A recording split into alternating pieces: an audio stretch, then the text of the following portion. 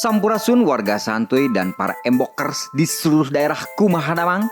Kali ini saya Asep Anting yang akan membahas salah satu film yang banyak sekali mendapat penghargaan, yang jelas lebih dari 180 penghargaan. Film ini menceritakan sebuah keluarga yang beranggotakan 4 orang dan tinggal di basement bawah tanah, dan mereka ini semuanya adalah pengangguran. Mereka mendapatkan penghasilan dari melipat bungkus pizza. Kemudian salah satu dari mereka mendapatkan pekerjaan dari keluarga yang kaya, dan kemudian dia menjadi parasit di sana demi kelangsungan kehidupan yang lebih baik. Dirilis pada tahun 2019, dan inilah Parasit.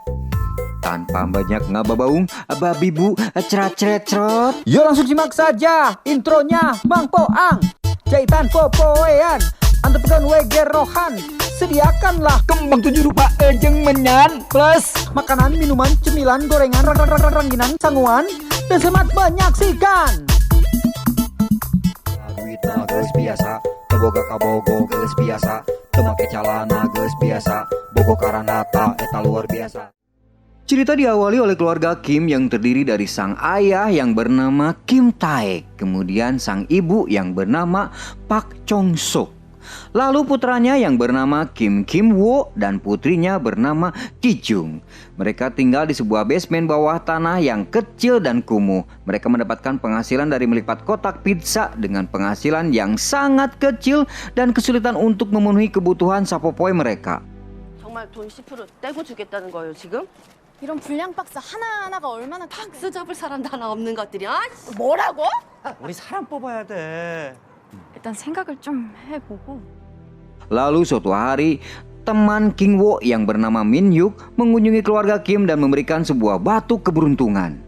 Min sendiri berencana bersekolah ke luar negeri, sehingga menyarankan Ki Wo mengambil alih pekerjaan sebagai guru les privat bahasa Inggris untuk Pang dan Hee, yaitu anak perempuan dari keluarga kaya Pak Dong Ik dan istrinya yang bernama Choi Yeon Gyo, dan memiliki anak kedua yang bernama Da Song. Dan di situ King Wo bersedia menerima tawaran kawannya.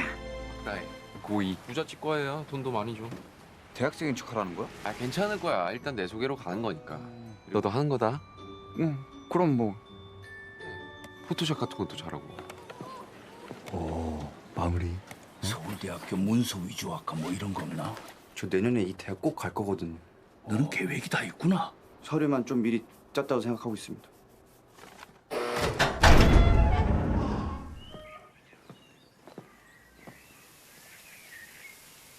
건축가 남궁현자 선생님 아시나? Singkat cerita, Ki Wo diterima bekerja di keluarga Pak. Kemudian perlahan-lahan keluarga Kim berusaha agar suatu persatu anggota keluarga mereka dapat bekerja di keluarga Pak dengan cara saling merekomendasikan satu sama lain dan berbohong sebagai penyedia jasa profesional yang saling tidak kenal. Di sisi lain, Ki Wo yang menjadi guru les bahasa Inggris diam-diam berhubungan dengan Dai Hee. Kemudian si Ki Wo berniat mencarikan guru seni untuk Da Song. Ki Wo memanfaatkan kesempatan ini dengan menyarankan seseorang yang bernama Jessica yang dulu pernah berkuliah di Amerika. Tak lain dan tak bukan, ternyata justru orang itu adalah Ki Jung yang merupakan dulurna sorangan. 사람 하나가 휙 하고 떠올랐는데. 제시카. 아 맞다, 제시카. 뭐 이쪽 업계선 나름 신선한 케이스? 어머, 너무 궁금하네요. 어떤 분이실까? 만나 보시겠어요? Singkat cerita, Ki Jung pun diterima menjadi guru seni Da Song di keluarga Pak. Kemudian Ki Jung memfitnah supir keluarga Pak dengan meletakkan celana jero nu bau hampuru di dalam mobil milik keluarga Pak.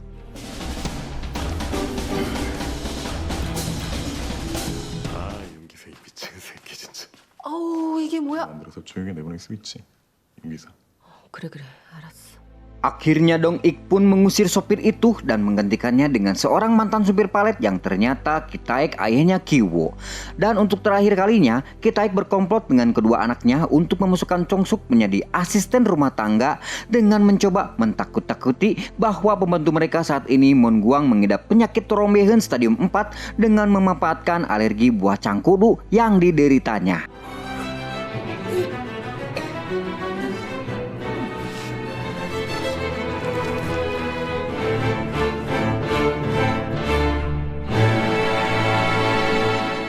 Pada suatu hari keluarga Park berkemah selama sehari semalam untuk merayakan ulang tahun Dasong. Kemudian keluarga Kim berpesta di rumah keluarga Park yang dimana mereka menikmati fasilitas mewah dan marabok sampai were di rumah itu. 그럼 이 집이 이게 어? 아 왜 그래요? 번개 꽈르.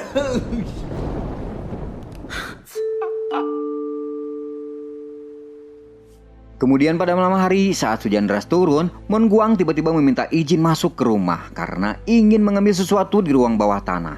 Sementara ayah Kim dan kedua anaknya nyara rumput, sang ibu membukakan pintu dan mengizinkan Moon masuk. Tanpa diduga, si Moon menunjukkan sebuah bengkel tempat suaminya Gensae bersembunyi selama 4 tahun untuk menghindari rentenir akibat gehu, gede hutang.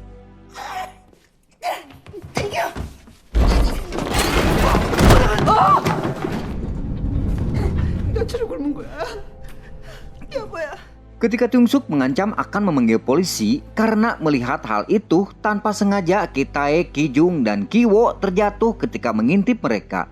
Kemudian kegedebulan atau kebohongan keluarga Kim secara tidak sengaja terbongkar. Tanpa pikir panjang, Mon Guang memanfaatkan kesempatan itu dengan mereka dan mengancam untuk mengirim rekaman itu kepada keluarga Park. 가까이 오지 마. 안 그러면 전송 버튼 눌러버린다. 당신 오랜만에 프레시한 공기 좀 마셔야 돼. Lalu si Moon dan si Gen menyandera mereka. Namun saat Moon dan Gen lengah, keluarga Kim berusaha merebut telepon Moon dan saling pasea garlut di ruang keluarga.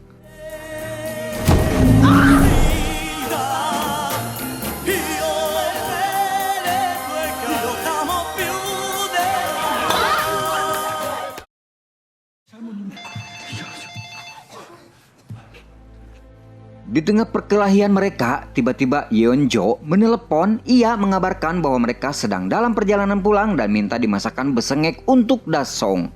Ternyata acara camping keluarga Park batal dikarenakan air sungai Citanduy caah dan mereka akan sampai dalam waktu 8 menit lagi.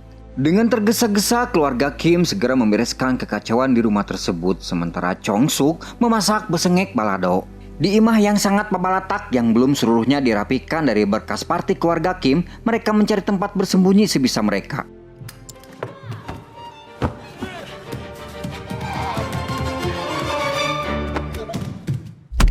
Saat keadaan dirasa cukup aman, sang ayah dan kedua anaknya mencoba untuk keluar dari rumah itu. Namun tiba-tiba Dasong keluar dari kamarnya dan mendirikan tenda di halaman rumah yang kemudian disusul oleh Dong Ik dan istrinya. Karena Dong Ik dan istrinya merasa khawatir dengan Dasong yang berkemah di tengah hujan lebat, mereka memutuskan untuk tidur di ruang tamu sambil berkomunikasi menggunakan lolojeran dengan Dasong yang berada di luar.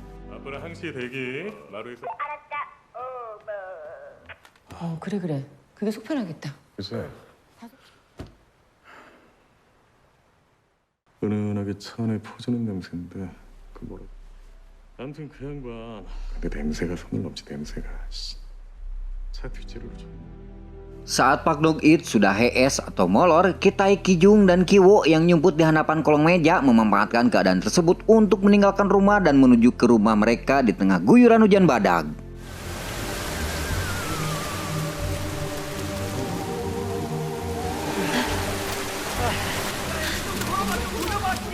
Ketika mereka sampai di rumah, mereka mendapati lingkungan tempat tinggal mereka dilanda banjir. Basement mereka terendam hingga setinggi dada dan mereka langsung berupaya menyelamatkan barang-barang yang masih bisa diselamatkan.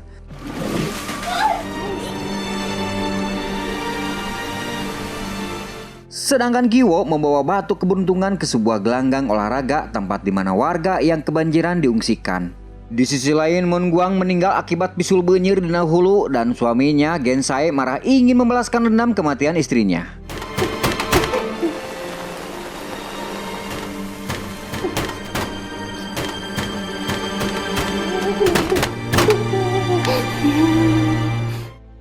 Di keesokan harinya, Yeonju mengadakan pesta ulang tahun lelitikan untuk Dasong. Ia pun mengundang Ki Jung dan Ki Wo, sementara Ki Taek dan Jin Suk diminta datang untuk bekerja.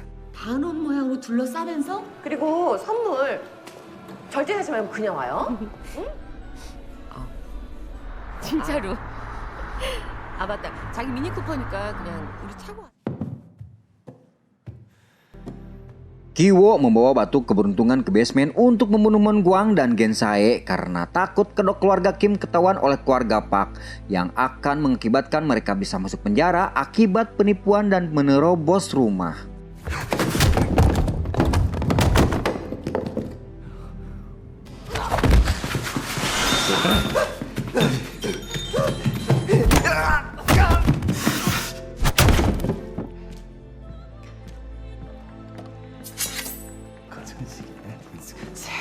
Dengan pisau dapur yang dimilikinya, ia menusuk King Jung tepat di depan para tamu undangan pesta.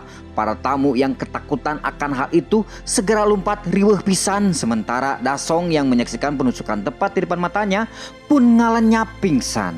Kitae segera berlari ke arah Ki Jung untuk menghentikan pendarahannya. Dong Ik yang panik kemudian meminta Kitae untuk mengantarkan anaknya ke rumah sakit. Namun Kitae hanya ngabalangkeun kunci mobilnya.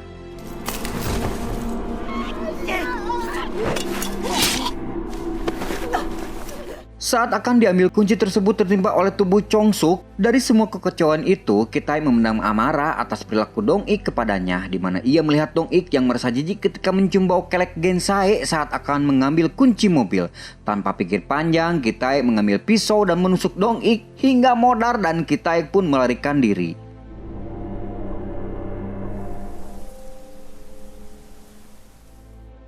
Sebulan setelah kejadian itu, Kiwo terbangun dari koma. Kiwo dan ibunya dihukum dengan dakwaan penipuan dan menjalani masa percobaan. Sementara Ki Jung maot dan Kitae menghilang seperti orang yang gede hutang. Kiwo terus memata-matai rumah keluarga Park yang kini telah diambil alih oleh keluarga orang asing.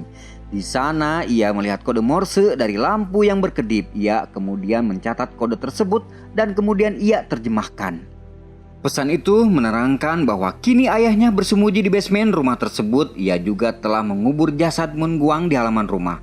Ketika rumah itu kembali dijual oleh keluarga orang asing tersebut dan menjadi kosong, Kiwo menulis surat kepada ayahnya yang bersumpah, "Engke lamun geus loba duit eta ku aing imah dibeli deui, tong loba emutan, pokona mah bisi gering ayah teh. Pokona mah digayem ku aing we. Kieu patut mah supaya engke bisa kumpul keluarga urang kabeh, jeung bisa update status cek saha lah duit hese gogog ah." Dan film pun tamat. Sebuah film yang banyak menyeratkan kritik sosial antara si kaya dan si miskin. Mulai dari soal bau badan keluarga Kim yang selalu disinggung berulang kali, hingga hal sederhana di mana keluarga si Kim bisa mendapatkan pemandangan yang indah dari jendela rumah keluarga Park yang sangat berbeda dengan pemandangan jendela rumah keluarga Kim yang setiap malam dikencingi orang mabuk. Cukup sampai di sini alur ceritanya dan sampai jumpa di alur cerita film selanjutnya.